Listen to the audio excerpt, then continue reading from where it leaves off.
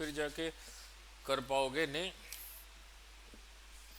ना इससे पहले, शुरू करने से पहले समझाना होगा ओमेगा क्या है, वी क्या है, टॉर्क क्या है, एंगुलर डिस्प्लेसमेंट क्या है। नहीं ना, शुरू करता हूँ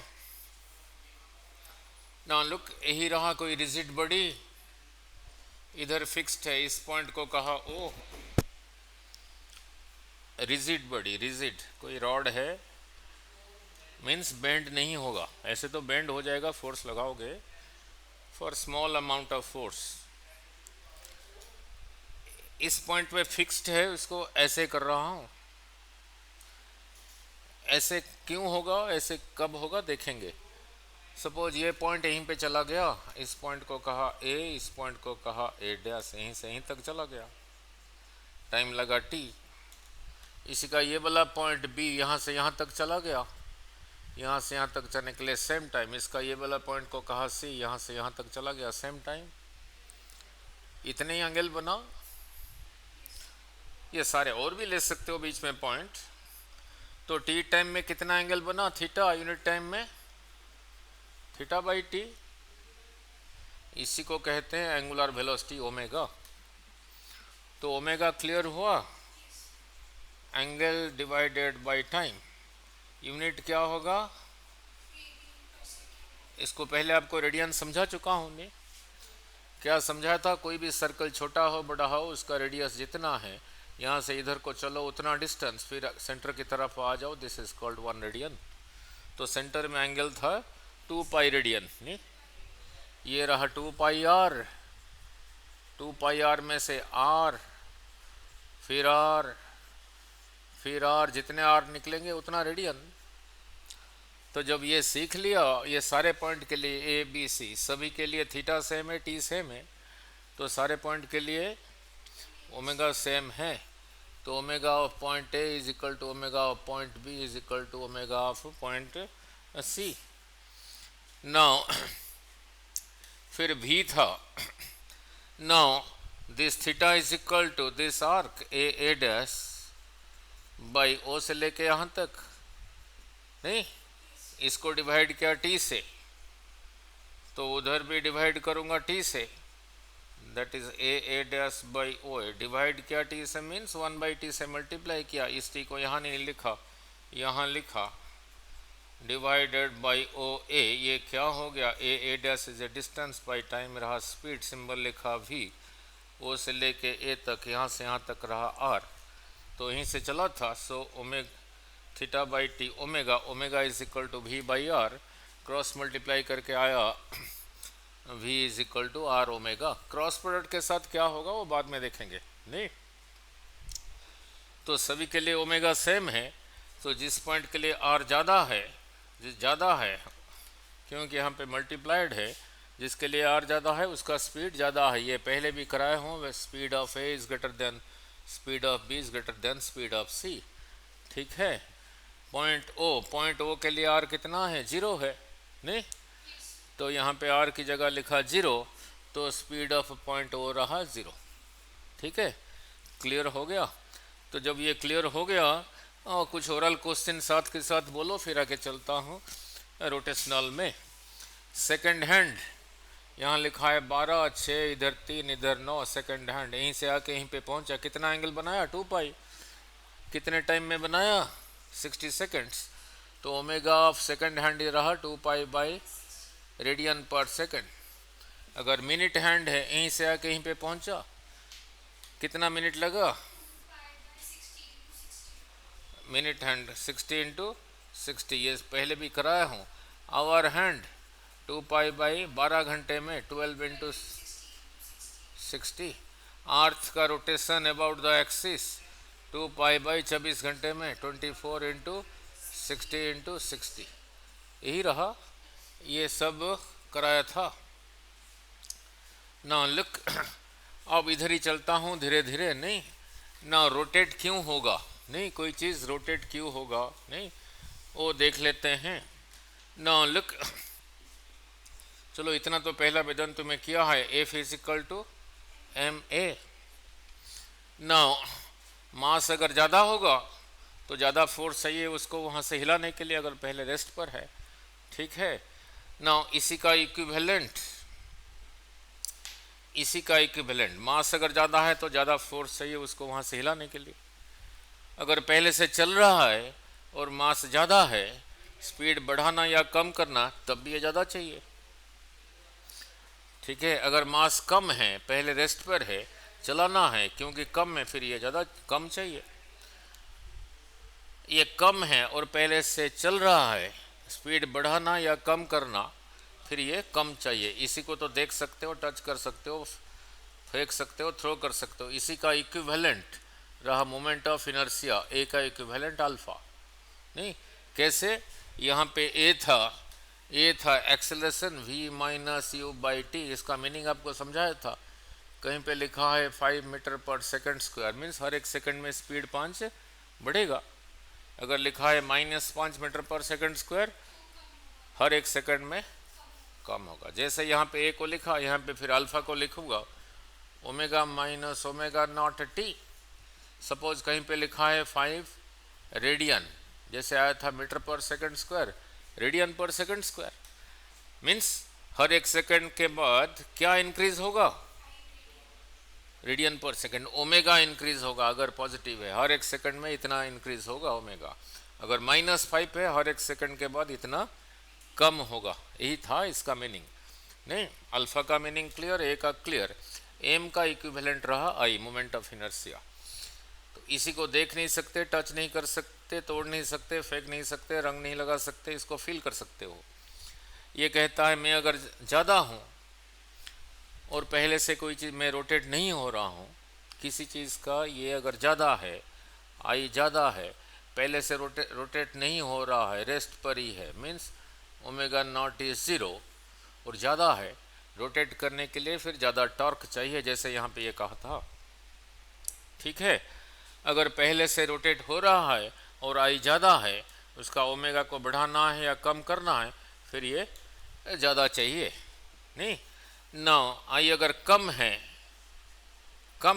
पहले से रेस्ट पर है, उसको रोटेट कराना है तो ये कम है, तो फिर ये कम चाहिए ना। यही रहा उसका फिजिकल मीनिंग। ना ये कम है और पहले से रोटेट हो रहा है, मीन्स ओमेगा का कुछ वैल्यू है, क्योंकि कम है, ओमेगा ज़्यादा करना है, कम करना है, तो ये क्योंकि कम है फिर टॉर्क ज़्यादा चाहिए। ठीक है, फिर टॉर्क ज़्यादा चाहिए। वही रहा इसका मीनिंग, वही रहा इसका मीनिंग। ना अभी टॉर्क समझा देता हूँ। यही रहा कोई चीज़ इधर फिक्स्ड है, तो टॉर्क लगाओगे तभी आएगा, ये आएगा तभी आएगा, एंगुलर एक्सेलरेशन आएगा, एंगुलर वेलोसिटी आएगा। ये फोर्स लगाओगे वेलोसिटी आएगा, ये टॉर्क लगाओगे फिर एंगुलर वेलोसिटी आएगा। इसी की वजह से ये आएगा, इसी की वजह से ओमेगा आएगा।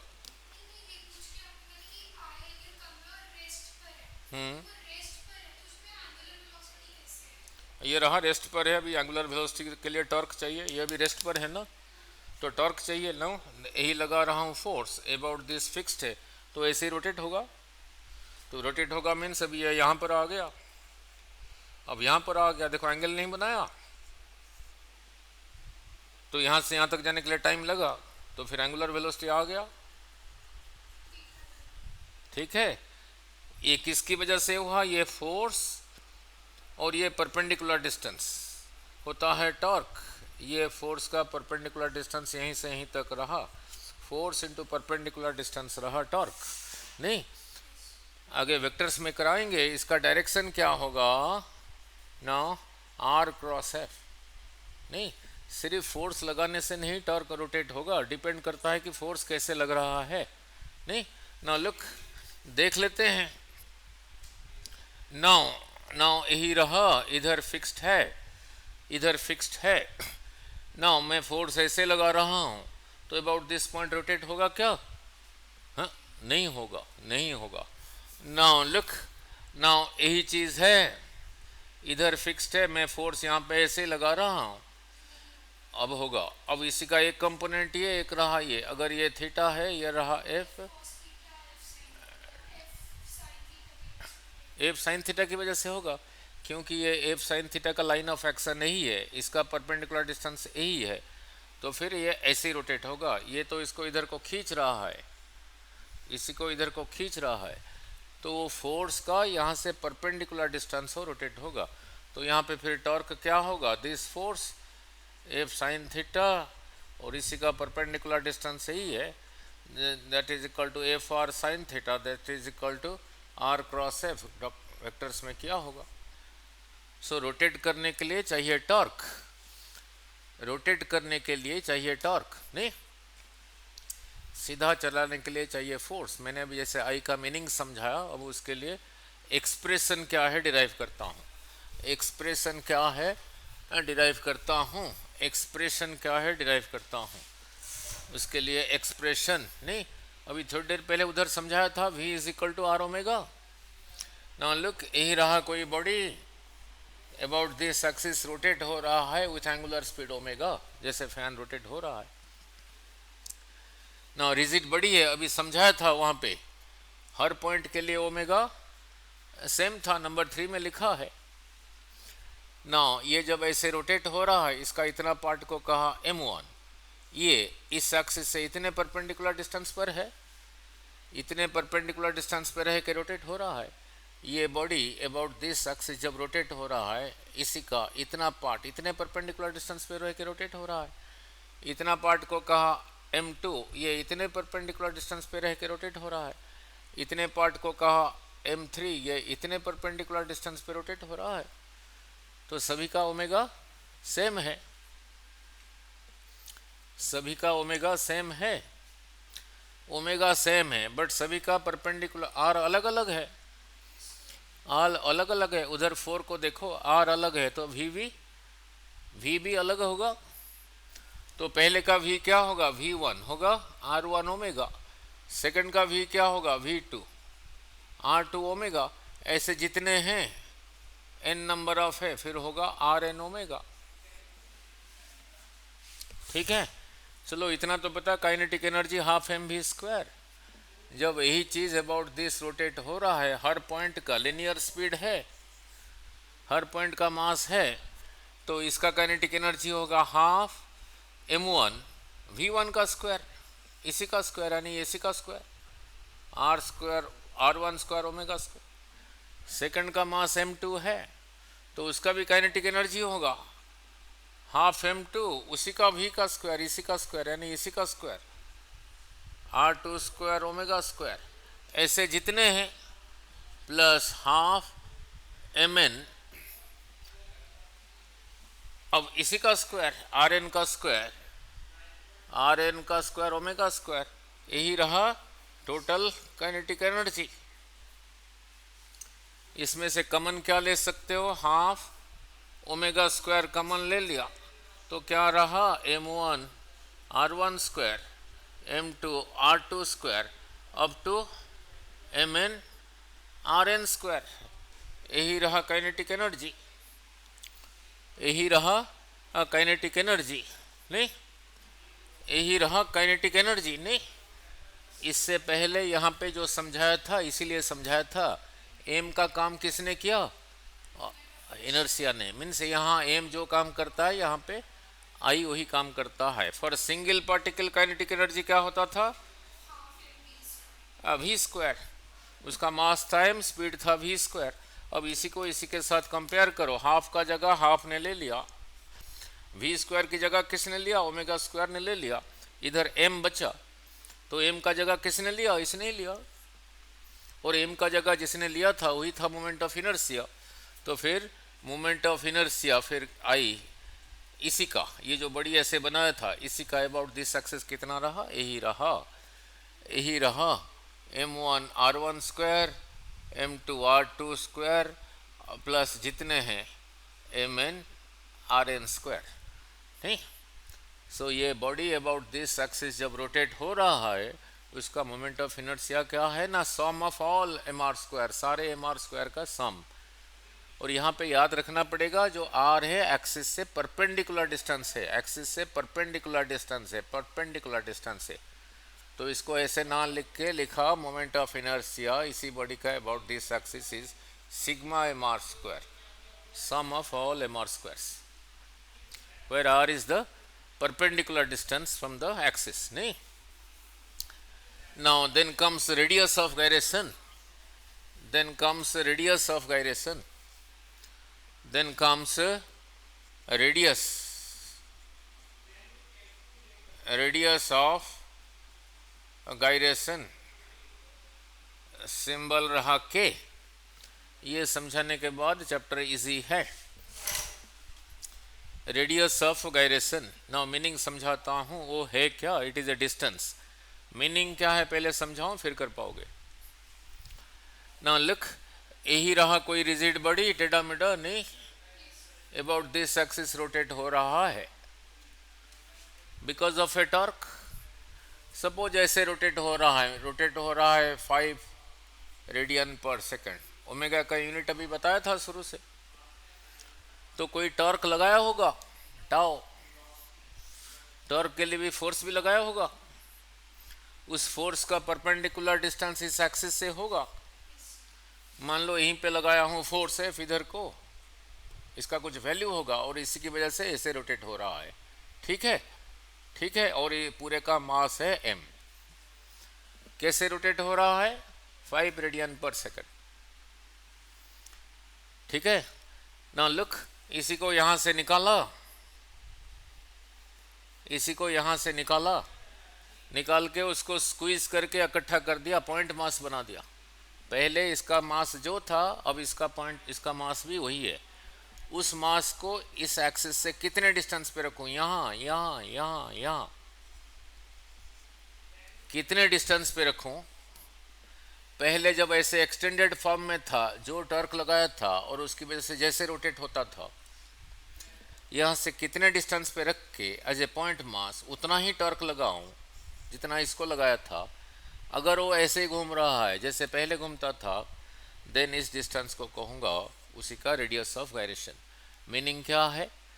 फिजिकल मीनिंग क्या है? मीन्स पहले जब एक्सटेंडेड फॉर्म में था, ऐसे एक्सटेंडेड फॉर्म में था अबाउट दिस एक्सिस, जो उसका मोमेंट ऑफ इनर्शिया था, अब as a point mass having same mass, जितना इसका है इसका उतना है, अगर के डिस्टेंस पे रखोगे, अब भी इसी का moment of inertia about this axis अभी भी वही है, अभी भी वही है. उसी फिक्स डिस्टेंस को कहते हैं रेडियस ऑफ गायरेशन. ठीक है. अब उसके लिए डेरिवेशन कर देता हूँ, फिर काम आसान होगा, फिर काम आसान होगा. नहीं, अब रेडियस ऑफ गायरेशन नहीं ना, अब radius of gyration. Now look, यही रहा object about this axis rotate हो रहा है विथ एंगुलर स्पीड ओमेगा. नहीं, इसी का इतना पार्ट लिया m, r1 डिस्टेंस पे रह के रोटेट हो रहा है. इतना पार्ट लिया m, ये r2 परपेंडिकुलर डिस्टेंस पे रह के रोटेट हो रहा है. इतने पार्ट को कहा m, ये r3 डिस्टेंस पे रह के रोटेट हो रहा है. आपको अब कहोगे सर आपने पहले m1, m2, m3 लिया था, अब m कैसे ले लिया सेम जगह पे? कैसे ले लिया? ना कैसे ले लिया? मास. ना डेंसिटी होता है मास बाय वॉल्यूम, मास पर unit volume. From this mass is equal to volume into density. मान लो ये जो ऑब्जेक्ट है, हर जगह पे इसका डेंसिटी सेम नहीं है, ये सेम नहीं है. किसी जगह पे कम है, किसी जगह पे ज़्यादा है. ठीक है. मान लो मैंने यहाँ पे इतना वॉल्यूम लिया और इसका मास रहा m. यहाँ पे देखा डेंसिटी कम है, इस सब्सटेंस का डेंसिटी यहाँ पे कम है. रो ठीक है. मान लो यहाँ पे इतने पोर्शन का मास m है, यहाँ पे इतना पोर्शन, इतना कम लेना पड़ा. क्यों? अगर ये बड़ी जो है उसका डेंसिटी यहाँ पे ज़्यादा है, ये ज़्यादा है, तो वॉल्यूम थोड़ा कम ले लो. यहाँ पे इतना वॉल्यूम कंसिडर किया था, यहाँ पे कम कंसिडर किया, तो मास सेम हो गया. नहीं, तो वॉल्यूम को अलग अलग करके मास सेम ले सकता हूँ, बट ये परपेंडिकुलर डिस्टेंस तो सभी अलग अलग है. परपेंडिकुलर डिस्टेंस सभी अलग अलग है. नहीं, अब इसका मोमेंट ऑफ इनर्शिया कितना होगा, इससे पहले अभी डिराइव किया था, sum of all M R squares. तो M R one square, M R one square plus M R two square up to जितने हैं एम आर एन स्क्वायर, नहीं, sum of all M R squares. इसी पे M common लेके क्या रहा, R one square plus R two square up to R N square. कितने number है, एम एम एम एम करके एन नंबर ऑफ है, तो ऊपर एन मल्टीप्लाई किया, ऊपर एन मल्टीप्लाई करूंगा तो नीचे आर भी डिवाइड करूंगा, क्योंकि एक्सप्रेशन को वही रखना है, एन से डिवाइड किया, ठीक है। M M M M M करके ये टोटल मास हो गया, टोटल मास, ये पूरे का टोटल मास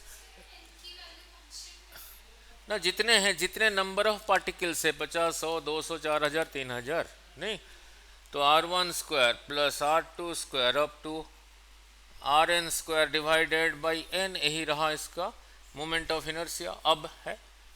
अब है नहीं,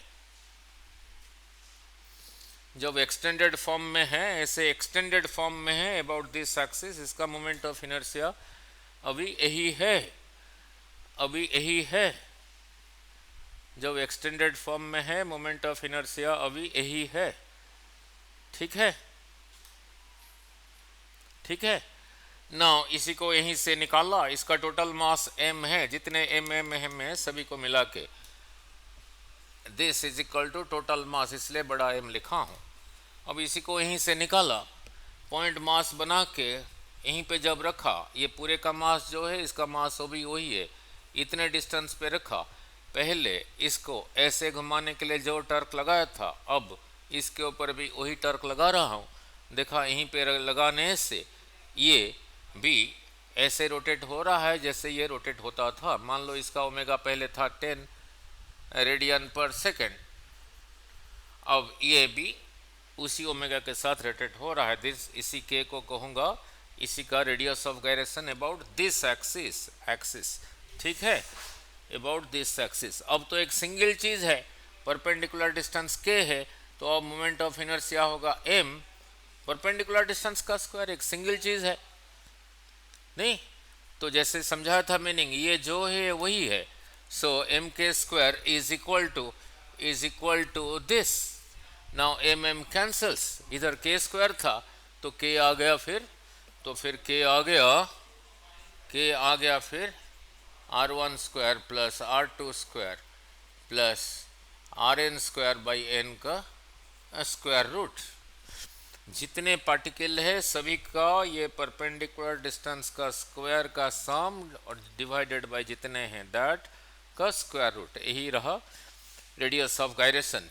लैंग्वेज में क्या लिखोगे, k इज इक्वल टू, यही रहा रूट स्क्वायर्स का mean, root mean square distance,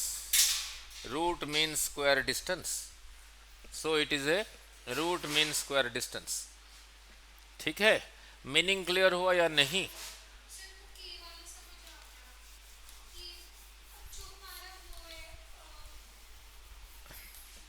no, meaning क्या है फिर दोबारा समझाता हूँ, वही जरूरी है। यही रहा, कोई rigid body about this axis rotate हो रहा था, सपोज ओमेगा था 10 radian per second, because of A torque की वजह से रोटेट होता है। ये पूरे का मास रहा m, ये ऐसे एक्सटेंडेड फॉर्म में है, कोई टर्क लगाने की वजह से ऐसे रोटेट हो रहा है। अब इसी को ऐसे नाम मान के इसको यहाँ से हटा के इसका पूरा मास जितना है उसको पॉइंट मास बना के इस एक्सिस से कितने डिस्टेंस पे रखोगे, जो इसका मास है इसका मास वही है एज ए पॉइंट मास, और इसी के ऊपर टॉर्क लगाओगे। अगर ये भी ऐसे रोटेट होने लगा जैसे ये होता था, देन इसी डिस्टेंस को कहेंगे रेडियस ऑफ गायरेशन, ठीक है। रेडियस ऑफ एक डिस्टेंस ही है, एक लेंथ है। पहले इसी का अबाउट दिस एक्सिस, हाँ उसका नहीं, पहले मीनिंग समझो। इसी का अबाउट दिस एक्सिस रोटेट होने का जो टेंडेंसी था, मीन्स जो मोमेंट ऑफ इनर्शिया था, अब इसी को पॉइंट मास की तरह मान के यहाँ से कितने डिस्टेंस पे रखोगे वही टेंडेंसी रहेगा। ठीक है। द-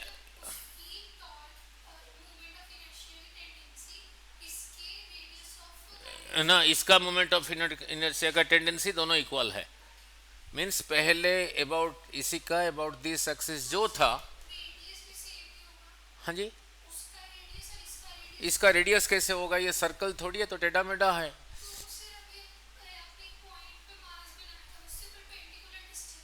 पहले समझो, इसी का ये टेढ़ा मेढ़ा ऐसे ही था। इसी का अबाउट दिस एक्सिस जो मोमेंट ऑफ इनर्शिया था, अब इसी का अबाउट दिस एक्सिस भी वही मोमेंट ऑफ इनर्शिया है। अगर इसी का जो के अभी निकाला उतने डिस्टेंस पे रखोगे।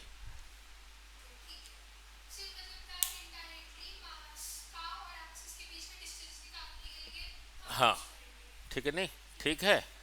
पहले जो टेंडेंसी था अभी वही है, मोमेंट ऑफ इनर्शिया वही है। ठीक है। जब ये सीख लिया अब चीज़ें आसान है, नहीं। देन मोमेंट ऑफ इनर्शिया बिल्कुल शुरू से लिखा था।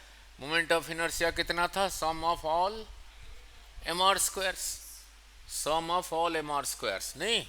और आर क्या था, एक्सिस से परपेंडिकुलर डिस्टेंस। अब रिंग का मोमेंट ऑफ इनर्शिया डिराइव कर देता हूँ, ऐसे डेरिवेशन तो है ही नहीं, फिर आगे याद रख लेंगे। यही रहा रिंग, इसका मास रहा m, रिंग का पूरा मास रहा m। ये एक्सिस कैसा है, ये एक्सिस ये रिंग का सेंटर के थ्रू पास हो रहा है और रोटेट हो रहा है अबाउट दिस एक्सिस। इसका मोमेंट ऑफ इनर्शिया क्या होगा, रिंग का पूरा मास रहा m। सपोज रेडियस रहा r, तो यहाँ से यहाँ तक ये लंबाई कितना हुआ, 2 पाई आर। 2 पाई आर में कितना मास है, m मास है, डिस्ट्रीब्यूटेड है, यूनिफॉर्मली डिस्ट्रीब्यूटेड। यूनिफॉर्म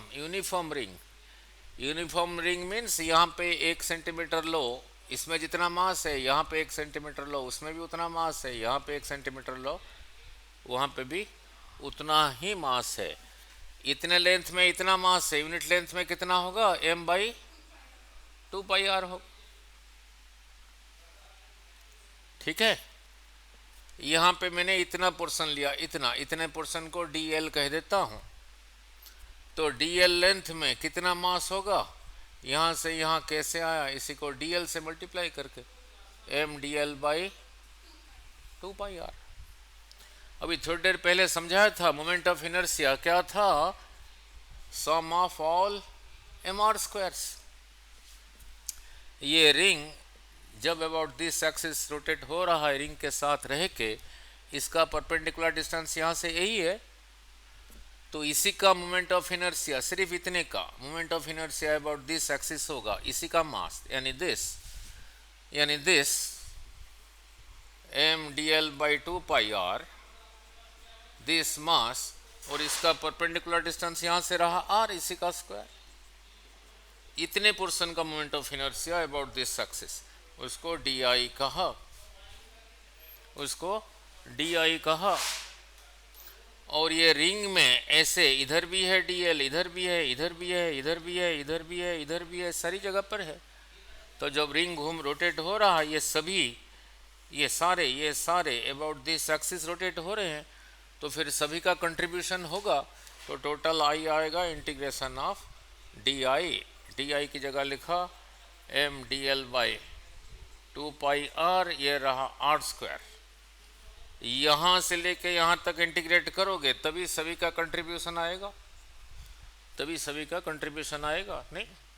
ठीक है, सभी का कंट्रीब्यूशन आएगा, नहीं ना। कितना होगा ना, 1 r कैंसल, जो कांस्टेंट है बाहर आ गया, mr/2 पाई बाहर आ गया, integration of dl from 0 to 2 pi R. चलो इतना तो पता है, integration of dl is l, तो equal to mr/2 pi, l का value from 0 to 2 pi R, नहीं, that is equal to mr/2 pi. पहले इसी की जगह यही लिखा 2 पाई आर माइनस 0, तो 2 पाई कैंसल्स, रहा फिर mr स्क्वायर। तो रिंग का moment of inertia about this axis, axis passing through the center and perpendicular to its plane, means यही रहा ring about this axis, center axis, passing through the center and perpendicular to the plane of the ring रहा mr square. ठीक है, clear? Now clear. So ring का about this रहा mr square. So ring का moment of inertia of a ring हो गया mr square. Axis को भी याद रखना पड़ेगा. About which axis, about which axis. ठीक है, ठीक है. Now about which axis. Now आगे डिस्क वाला डिराइव करने नहीं जा रहा हूँ, ये कर दिया था, डेरिवेशंस तो है ही नहीं.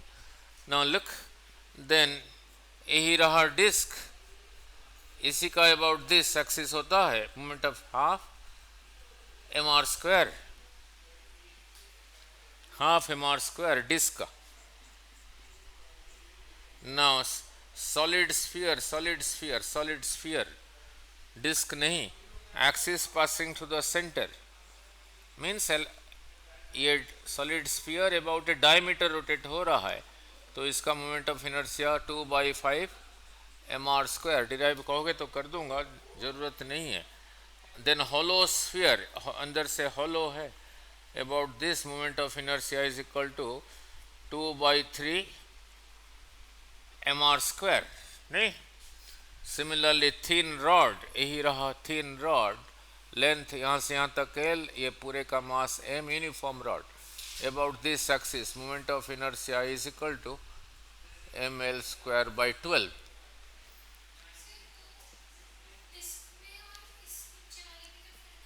ये डिस्क है, ये सॉलिड स्फीयर है, सॉलिड स्फीयर है. नहीं,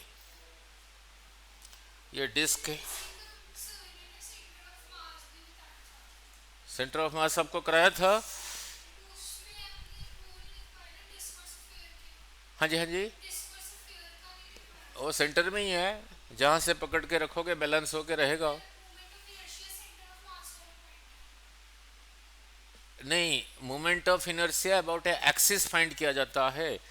यही रहा रिंग,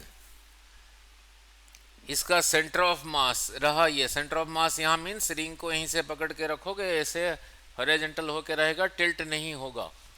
अब कहोगे यहाँ तो कोई मास है ही नहीं, कैसे पकड़ूंगा? एक धागा ऐसे बांध लिया, एक ऐसे धागा बांध लिया, यहीं से पकड़ के इसको ऐसे ही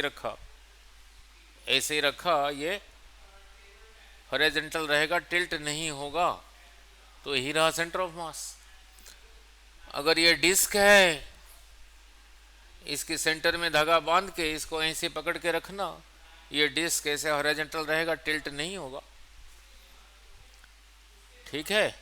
रिंग केस में सेंटर ऑफ मास में तो कोई मास है ही नहीं, डिस्क केस में है. सेंटर ऑफ मास को मोमेंट ऑफ इनर्शिया के साथ कंफ्यूज नहीं करना. Centre of mass is a point. यही रहा रिंग, इसी का सेंटर ऑफ मास यहीं पर है. मीनिंग क्या है? इसी रिंग को यहीं से पकड़ के रखोगे. यहां से तो कैसे पकड़ोगे, यहां से तो कुछ है ही नहीं. Moment of inertia is not a force. Moment of inertia अभी तो समझा, F is equal to M A, torque is equal to I alpha. This is not a force. यहाँ पे एम जो काम करता है, यहाँ पे आई वही काम करता है. मोमेंट ऑफ इनर्शिया पे नहीं फोर्स लगता है. जिसका मोमेंट ऑफ इनर्शिया है उसको घुमाने के लिए टॉर्क चाहिए. ठीक है. जिसका मास है उसको चलाने के लिए फोर्स चाहिए. ठीक है. जिसका मोमेंट ऑफ इनर्शिया है, ये अबाउट एन एक्सिस होगा. नहीं, देख नहीं सकते, टच नहीं कर सकते, फील कर सकते. उस दिन कपी दिखाया नहीं था. इस कपी को डिफरेंट एक्सिस पे रोटेट करने से डिफरेंट फीलिंग हो रहा है. जहाँ पे डिफिकल्ट है उस एक्सिस पे आई उसका ज़्यादा है. Moment of inertia is not a force. ठीक है. यहाँ पे एम जो काम करता है, यहाँ पे आई वही काम करता है. नहीं, चलो आज इतना ही रखते हैं, फिर एक क्लास में पूरा होगा नहीं ना। इससे पहले यहीं पे के स्क्वायर बाई आर स्क्वायर बता दूं। अब ये भी समझाया था, अगर एक्सटेंड फॉर्म में रखोगे अबाउट दिस एक्सिस जो आई है, इसी को एक्सटेंडेड फॉर्म में ना रख के पॉइंट मास बना के डिस्टेंस पे रखोगे और घुमाओगे, तब भी आई वही है नहीं। जो टेंडेंसी इधर है यही टेंडेंसी उधर है। तब जब ऐसे सीख लिया, अब किसका के क्या होगा अभी ओरली बोल पाओगे। रिंग का about this axis moment of inertia कितना है, अभी डिराइव किया था एम आर स्क्वायर। रिंग का डिराइव किया था अभी नहीं। और रिंग का मास है एम, इसका मास है एम, रेडियस है आर, और इसका moment of inertia this about this axis रहा एम आर स्क्वायर। अब रिंग को यहां से हटा के पॉइंट मास बना दिया, एम बना गया। अब कितने डिस्टेंस पे रख के घूमूंगा, सपोज इतने डिस्टेंस पे रख के घुमाया, वही इतना रिंग का जितना है इसका उतना है। और ये रिंग जैसे घूमता था फॉर ए गिवन टॉर्क, अब ये भी ऐसे घूम रहा है, तो फिर इसी डिस्टेंस को कहूंगा ना रेडियस ऑफ गायरेशन। तो अब तो एक सिंगल चीज है, अब मोमेंट ऑफ इनर्शिया होगा एम, ये परपेंडिकुलर डिस्टेंस का square according to the definition. So this is equal to this, वही टेंडेंसी है ना। तो फिर तो M K square is equal to M R square, M M cancels, तो K is equal to R. Meaning क्या है, इसी रिंग को अबाउट दिस एक्सिस घुमाने से, जैसे घूमता था, सपोज घूमता था omega is equal to 5 radian per second because of some torque tau नहीं, सम टॉर्क टाउ नहीं। पहले रिंग फॉर्म में था, अबाउट दिस एक्सिस ऐसे रोटेट होता था 5 radian per second due to a torque tau. अब उसका के कितना आ गया, आर के बराबर आ गया। तो उतना मास जितना रिंग का है उसको कितने डिस्टेंस पे रखोगे, और रिंग का जो रेडियस था उतना डिस्टेंस, रिंग का रेडियस तो इतना ही था यहाँ से यहाँ तक। तो फिर यहाँ रखने से नहीं होगा ना, इस एक्सिस से उतने डिस्टेंस यहीं पे रखने से होगा। यहीं पे रखने के घुमाने से भी यहीं पे ये जितना इतने डिस्टेंस पे रख के घुमाने से इसका मास जो है, इसका मास वही है। अब इसी का मोमेंट ऑफ इनर्शिया वही होगा। मीन्स किसी का के निकालना है कितना, उसका एम आर स्क्वायर को, मोमेंट ऑफ इनर्शिया को एम के स्क्वायर लिख दो।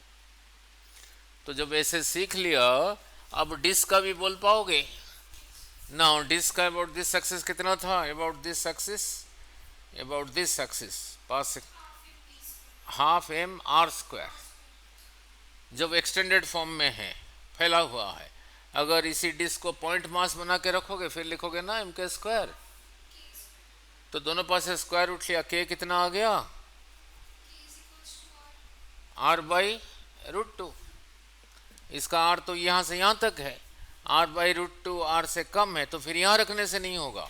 ये डिस्क का मास जितना है R by root two,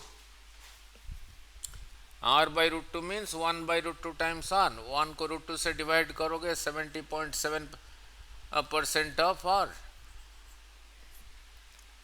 means are तो यहाँ से यहाँ तक रहा 100%, इसका 70.7%, ये रहा 50%, यहाँ से इतना यहीं रख के कोई और मास, जिसका मास जितना डिस्क का है यहीं पे रख के वही टर्क लगाओगे जो डिस्क को लगाया था, वो भी ऐसे ही घूमेगा। तो किसी का के क्या है, उसका एम आर स्क्वायर को एम के स्क्वायर लिख दो नहीं। तो के की वैल्यू नहीं न्यूमेरिकल में लगता, मोस्टली लगता है के स्क्वायर बाई आर स्क्वायर लगता है। तो K square by R square क्या है, किसके लिए, कैसे करोगे, रिंग का about this axis moment of inertia कितना था बोलो, उसी को पॉइंट मास बनूंगा तो फिर लिखूंगा एम के स्क्वायर, तो फिर के स्क्वायर बाई आर स्क्वायर कितना हुआ 1। इसी का about this moment of inertia था M R square, M R square के आगे कितना लिखा है 1, तो K square by R square is 1। अगर ये रिंग नहीं है, डिस्क है, about this axis moment of inertia होता था half M R square, half R square, तो एम आर स्क्वायर कह गए 1/2 लिखा है। तो अगर डिस्क है तो डिस्क का K square by R square is equal to half. Solid sphere का about this axis moment of inertia था 2/5 mr²। तो सॉलिड स्फीयर के लिए अबाउट दिस एक्सिस k²/r² क्या है, यही है। होलो स्फीयर का अबाउट दिस एक्सिस था मोमेंट ऑफ इनर्शिया 2/3 mr²। तो mr² के नंबर यही लिखा है। तो होलो स्फीयर के लिए फॉर दिस एक्सिस k²/r² का वैल्यू भी यही है। ठीक है, उसका mr² के आगे जो नंबर लिखा है वो रहा k²/r² का वैल्यू। इतना ही रखें।